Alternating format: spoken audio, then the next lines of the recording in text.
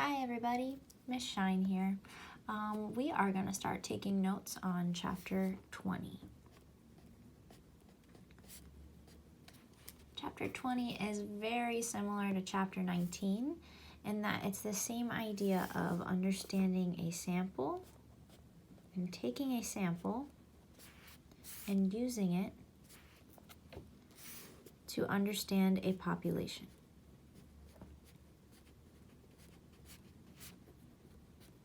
So in chapter 19, what we did was we took a sample and we said, okay, here's a percent of my sample.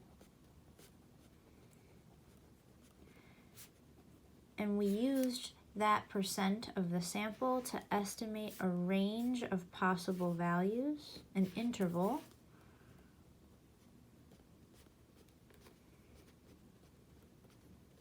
for our population.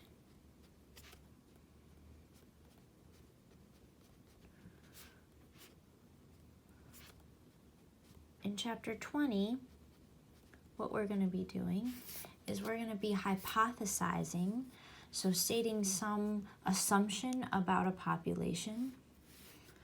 So we are assuming some value, some percent of the population is true. And we are going to use a sample to show that the population assumption was false.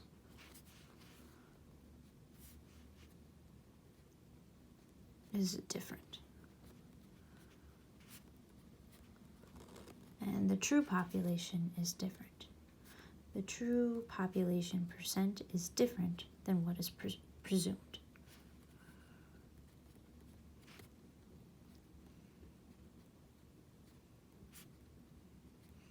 So let's do an example because I think that's the best way for us to take notes.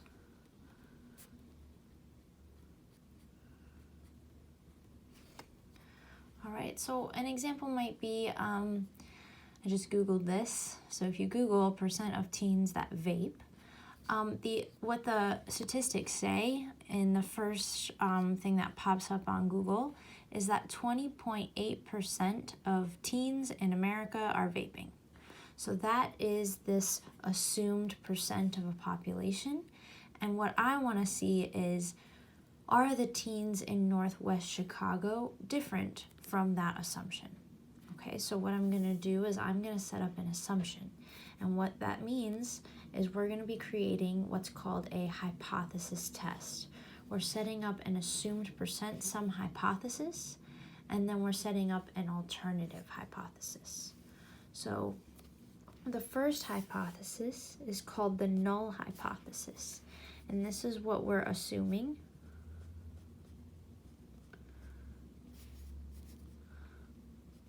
About the population. And remember, population proportion is P. So we're assuming about the population according to Google. Here's my Google search. Here's my Google search. Percent, seriously, just percent of teens that vape. You type it in, and that's what you get.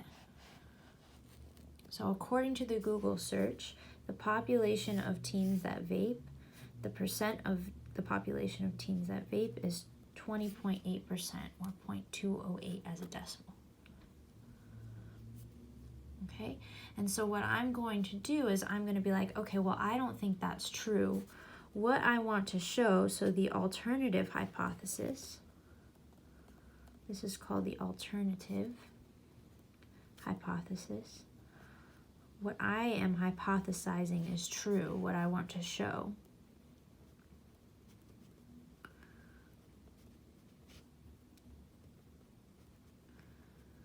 Is that it's different here. In fact, I want to show that it's actually higher in Northwest Chicago. Okay, and this is called the null hypothesis. Now what we have to do is we have to assume the null hypothesis is true, and then I'm going to gather a sample, and that sample I'm going to use to either show, well, this is impossible and it can't be true, or say, well, actually that's possible based off my sample. So let's say I go around to all of the schools in Northwest Chicago. So my question is,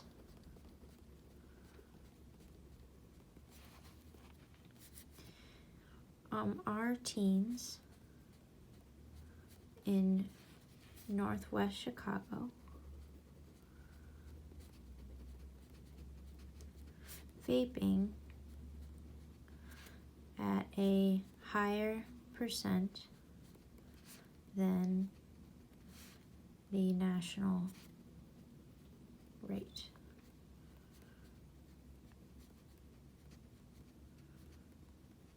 Is it significantly different? So hypothesis tests are also called significance tests, because what we want to find is there a significant difference that we can say that they're not the same, that it's not equal. So we're looking for that significant difference. So are teens in Northwest Chicago vaping at a higher percent than the national rate? So what I'm going to do is I'm going to collect a sample. So let's say I go to, I don't know, every high school in Northwest Chicago. I think when I Googled this as well, I X'd out of my Google search, but I go to every high school in Northwest Chicago. There's about 45 that I'm gonna go to. Do you want to say hi to Mr. Duncan, everybody? Oh. Hello. Okay, so I go to every high school in Northwest Chicago. Let's say there's about 45. And I randomly, no thank you, select 10 students from each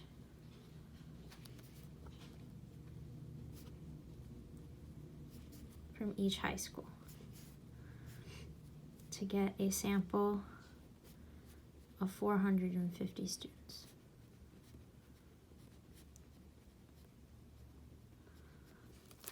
Of those 450,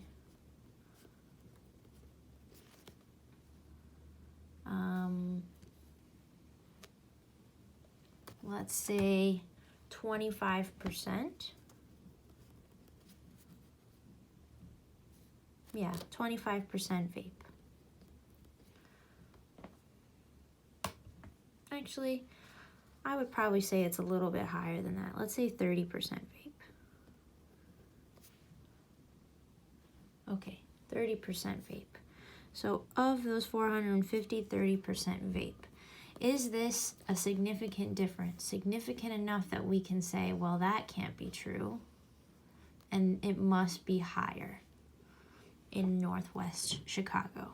So what we're going to do is, okay, well, we're just going to assume that this is true for now, that in Northwest Chicago, the population percent is the same. So P equals 0.208. That's what we have to assume. So with this assumption from our older chapters, we know that we can set up a curve because now we know what P is. We're like, okay, well, if this is the percent for every sample of size 450, most samples will show the same percent, but samples can vary. So not every sample will show 20.8%. Samples do vary, and we know that the variation formula we have is the square root of PQ over N. So we have the square root of 0.208, 0.792 over 450. Because in my sample, I gathered 450. You might be saying, well, what about this 30%? Don't worry about it yet. That's our P hat. It doesn't come in just yet because right now we're assuming that P is 0.208 for our sample as well.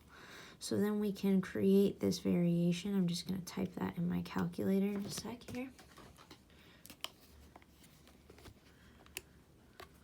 My fancy calculators at school. I'm so sad. But life happens. Okay, and I get this as my standard deviation, 0.019. So that means I'm going up and down by 0.019.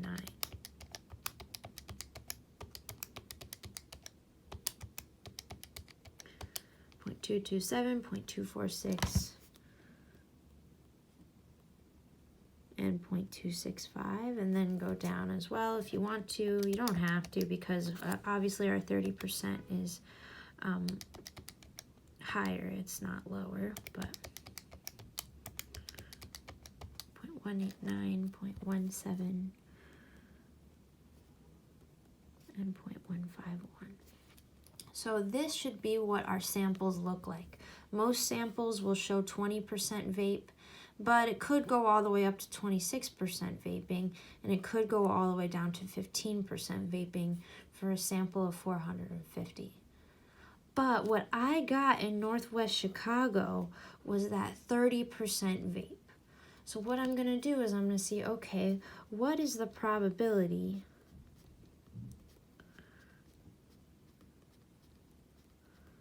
that I could get this sample?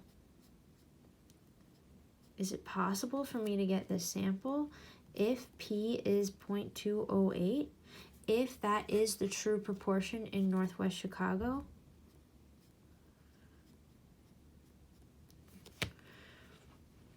So I'm going to find the probability that I could get 0.30. So my p hat was 0.30. If I'm asking what is the probability and I'm on a normal curve, that should clue us into, oh my gosh, z-scores. Oh yeah. So if I'm looking for what is the probability from a normal curve, I should think z-score. So I want a z-score for my sample. So for my sample of 0.30, what is that probability? So my sample is out here at 0.30, and I want to go above. How did I know I wanted to go above? It's based off of your HA. My alternative hypothesis, what I want to show. I want to show that Northwest Chicagoans are at a higher percent, and therefore I'm going to go higher. So I'm going to look at minus the center, 0.208, divided by the standard deviation, 0.019, and our z-score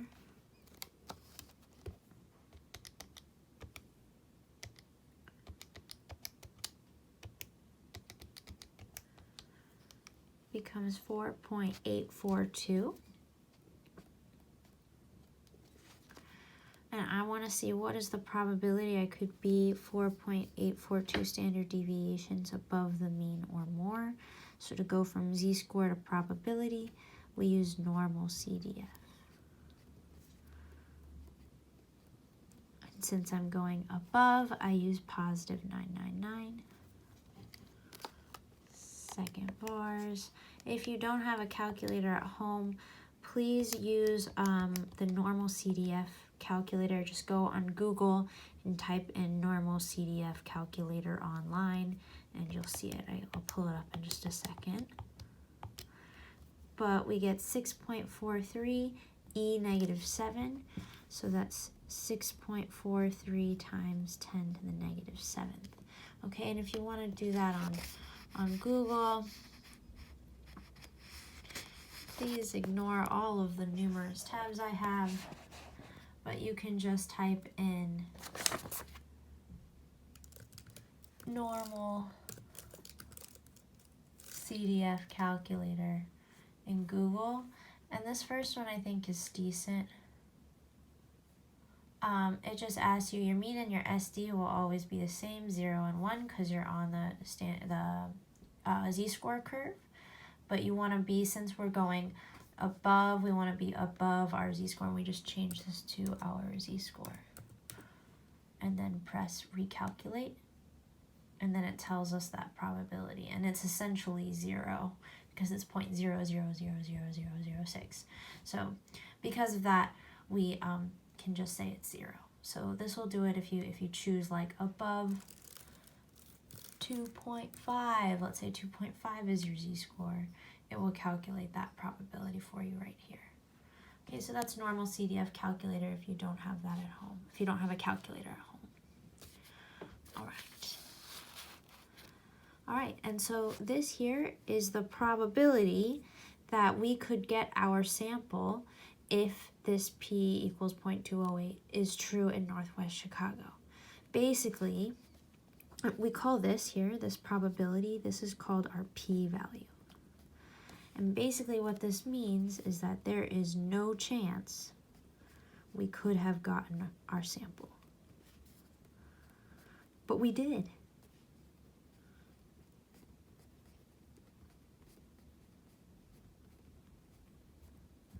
But we did, which means that the assumption, so the assumption is probably not true. Which means HO is not true, our null hypothesis is not true. So what we're saying is that if we have a really low p-value, if the probability of getting our sample is extremely low, then the original assumption about the population was probably not true. So what we're saying is, I'm going to reject this HO and say it's not true, and accept this and say, well, I do have evidence to show now that my alternative hypothesis is true. Okay, so that's how we word these conclusions. In fact, we have this funny little saying where it's like, since our p-value is low, we reject the HO, the HO being the HO, the null hypothesis. HO. Okay, so since our p-value is low, meaning our sample is impossible, it's like not possible to have happened, with this being true, we reject the original assumption. We reject the HO and have evidence to show our alternative hypothesis, which was what we were trying to prove. So we were trying to prove that vaping is higher, and this is showing that it's higher than that 20.8%, higher than the national rate. So we have evidence to show that the percent that vape in the northwest of Chicago is higher than 20.8%, the nation.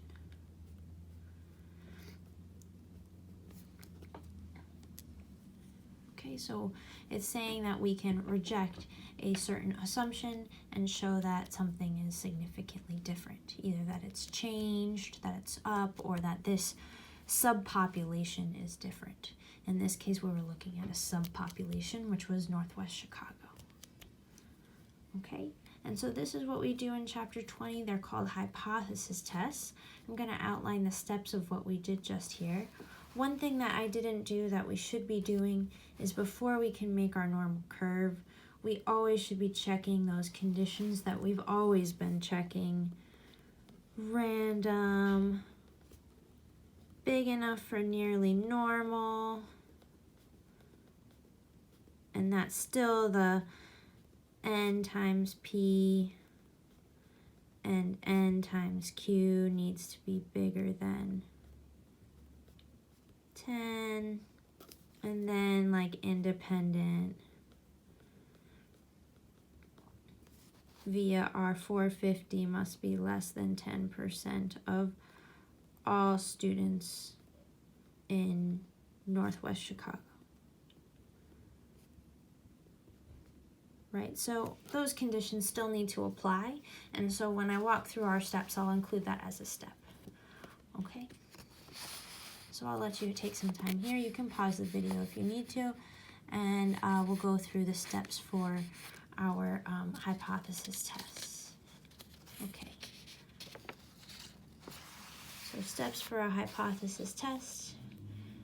The first thing we did was we labeled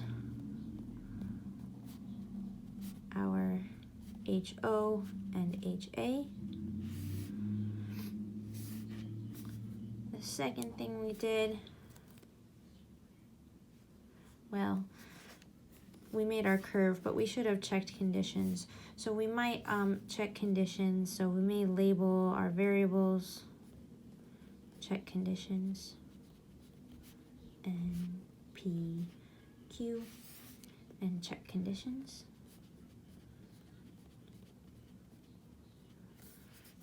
Okay, and then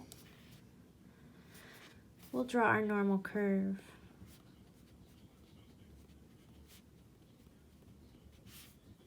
Where P is in the middle, and you go up and down by P, Q over N.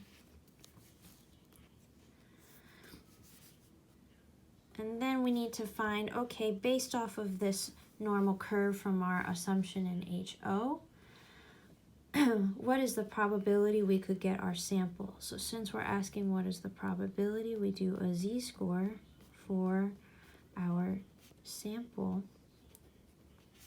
proportion.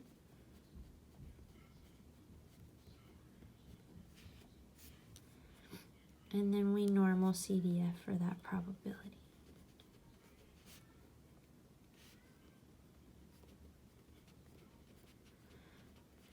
Probability. And we shade according to HA.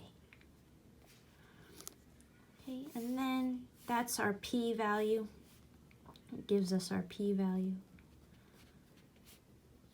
And then we write our conclusion. And that conclusion is, if the p-value is low, we reject HO. If the p-value is above a value, we fail to reject HO. And so you might be asking, what would you call a low p-value? Well, a low p-value, we usually use 5%, and below is low. So 5% and below, reject HO.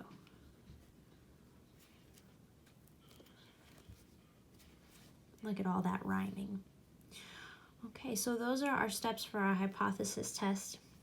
And we'll be using that in an example in our notes at the end of the week. Okay, good luck taking notes.